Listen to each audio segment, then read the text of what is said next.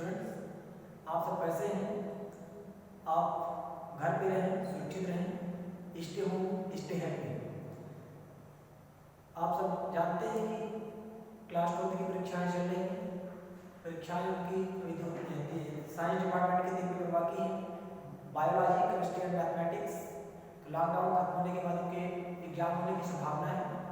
इसी के साथ साथ गवर्नमेंट की गाइडलाइन के अनुसार उनके एडमिशन करने अभी होगी। जो भी स्टूडेंट इंटरेस्टेड हो आपके रिलेशन में या फ्रेंडशिप में, तो आप संस्था में आकर संपर्क करें या हमसे संपर्क कर सकते हैं जो बच्चे क्लास 12 के बाद एडमिशन लेने के लिए इच्छुक हैं। धन्यवाद। आज का जो मेरा टॉपिक है, टॉपिक मेरा क्या है? Diatomic molecule of vibrating rotator. ठीक, इसके पहले हमने जो टीच किया था, मेरा टॉपिक था प्योर रोटेशनल रमन स्पेक्ट्रा, जो कि आप पढ़ चुके हैं। It's okay. अब देखिए इसके पास मैंने थ्योरी लिखा है, हालांकि थ्योरी के चलता है टॉपिक एग्जाम हिसाब से कि जो हमारा टॉपिक है तो इसको हम कह सकते हैं वेरी मोस्ट इंपॉर्टेंट। ये आपका टॉपिक एग्जाम के हिसाब से बहुत मोस्ट है। तो we have consider vibration and rotation.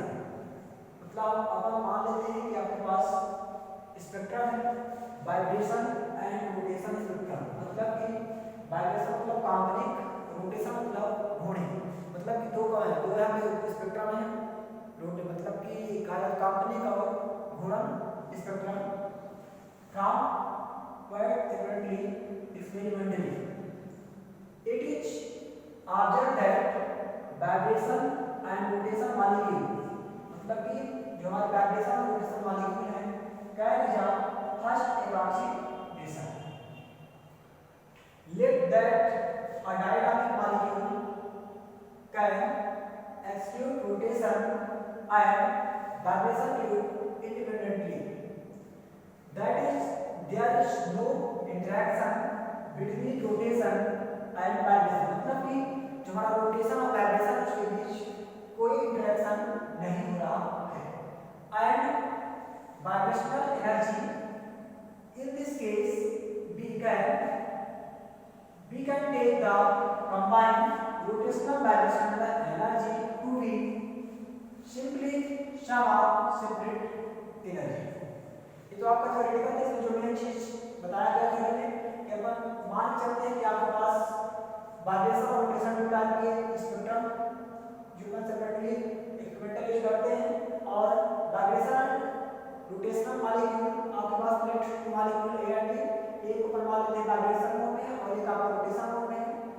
First approximation. फिर बाकी जो मैंने थ्योरी लिखा है इसमें जो आपके दोनों क्या होते हैं, इंडिपेंडेंट होते हैं, रोटेशन और वाइब्रेशन मॉलिक्यूल। ठीक है, और इनमें कोई इंटरेक्शन नहीं होता है। तो अपन ने जो लिखा है separate total energy E total equal to E rotational plus E vibration. यानी कि जो आपकी कुल ऊर्जा है, कुल ऊर्जा बराबर गुणा ऊर्जा प्लस काल्पनिक ऊर्जा लेंगे। इसे हम क्या मानते हैं? लेट इक्वेशन नंबर फर्स्ट क्या मान लेते हैं? समीकरण नंबर 1 अपन इसको मान लेते हैं। It's okay. It we first assume that DM मतलब diatomic molecule is behaving as a linear harmonic oscillator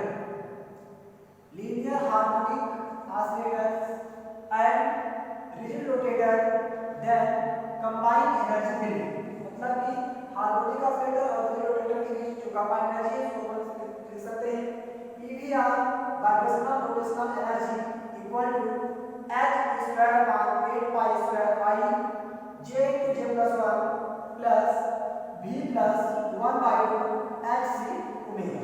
it's okay. अगर आप यहाँ देख पा रहे होंगे इस फार्मूले में आपका h पाई i आया है। आप जानते हैं कि यहाँ पे h क्या है? आपका प्लांक कांस्टेंट है। g आपका क्या है? रोटेशनल क्वांटम है, रोटेशनल क्वांटम नंबर है। और i आपका क्या है? इनर्शिया है। अपन लिख सकते हैं कि h प्लांक कांस्टेंट जिसकी वैल्यू है हम आपको बता चुके कितनी होती है 6.6 into 10 power -34 joule into second, ये होती है प्लांक कांस्टेंट की वैल्यू। और जे आपका क्या है? J related rotational quantum number rotational quantum number, मतलब जे रिप्रेजेंट करता है रोटेशनल क्वांटम नंबर को, and I represented by moment of inertia, moment of inertia, मतलब आई रिप्रेजेंट करता है मोमेंट ऑफ इनर्शिया। ये दोनों चीज को मैंने लिख दिया है। यह चैप्टर बहुत ही मोस्ट है, वेरी मोस्ट, इसकी वैल्यू आप जरूर लर्न करें। It's okay. इस फार्मूले को बताया गया है कि E equal to rotational vibrational energy equal h square bar 8 pi square i j into j plus 1 plus v plus 1 by 2 h c omega. c भी आपका क्या है? c आपका एक कांस्टेंट वैल्यू है, इसको आप लर्न करिए। इसे अपन क्या मानते हैं? Let equation second, let a transition from the vibrational level v dash tends to v double dash, मतलब v dash equal to क्या माना है? v double dash, and from the rotational level j dash tends to j double dash, v dash को जो माना है vibrational को v dash tends to v double dash, और rotational के लिए माना है j dash tends to j double dash। that change in energy are using equation first, तो अपन इसको फर्स्ट इक्वेशन को यूज करके अपन इसको इस प्रकार से लिख सकते हैं EV dash R minus EV double dash R। ये आप इसको ऐसे लिख सकते हैं, नॉर्मल पे डेल्टा EV R लिख सकते हैं। इस पूरे चीज को अपन क्या लिख सकते हैं?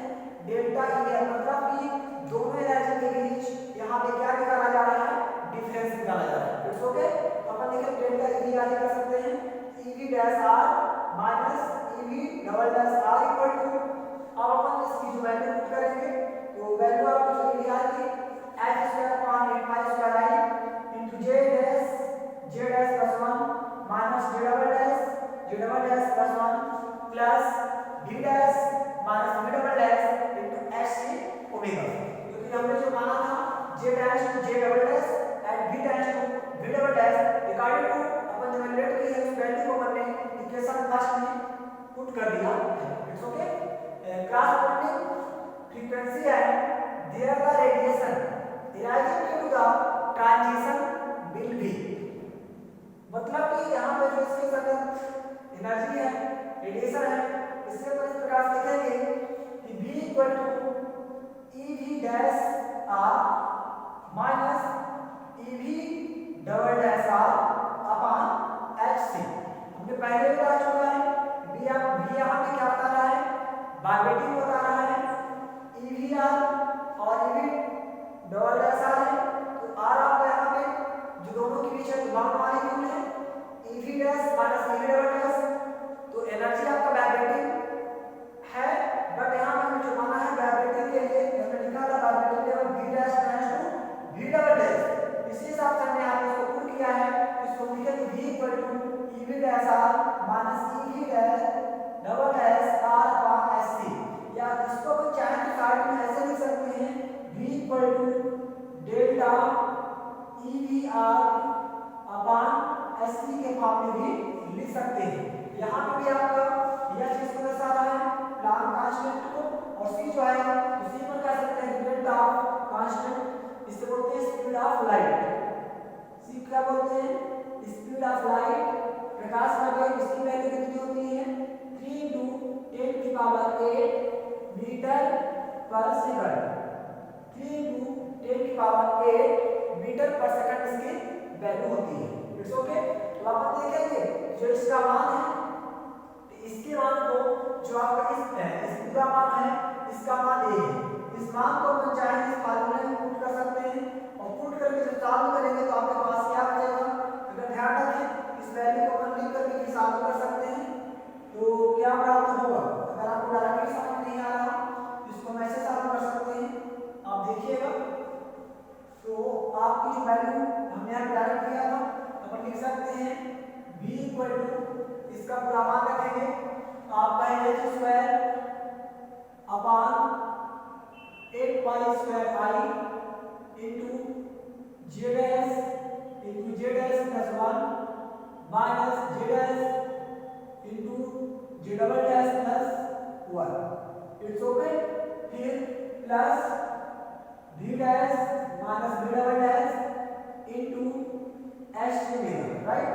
और इस पूरे का मान क्या है आपका? देखिए फार्मूले में h c है ध्यान दीजिएगा, जब यहाँ पे एच है आपका, आप क्या कर सकते हैं, एच से एच कैंसिल, सी से सी कैंसिल, आपके पास जो बचेगा। तो हमने क्या किया है कि यहाँ पे इस टर्म को पहले लिख लिया है omega into v dash minus v double dash, फिर प्लस हमने लिखा है दिस इक्वल टू, मतलब कि जो बचेगा यहाँ पर v इक्वल टू ऐसे लिख सकते हैं v dash minus v double dash into omega plus h square upon 8 pi square i into z dash plus 1 minus z dash into z dash plus 1। It's okay. तो हमने क्या किया है, यहाँ पे सिस्टम का ऐड कर दिया है। अब आप देख पा रहे होंगे कि b equal to h square upon 8 pi square i, तो इसके सामने क्या रख देंगे b। तो आपके पास क्या बचेगा, b equal to v dash minus v double dash into omega plus इसके सामने रख दिया b, और यहाँ पे टोटल वैल्यू आ जाएगी।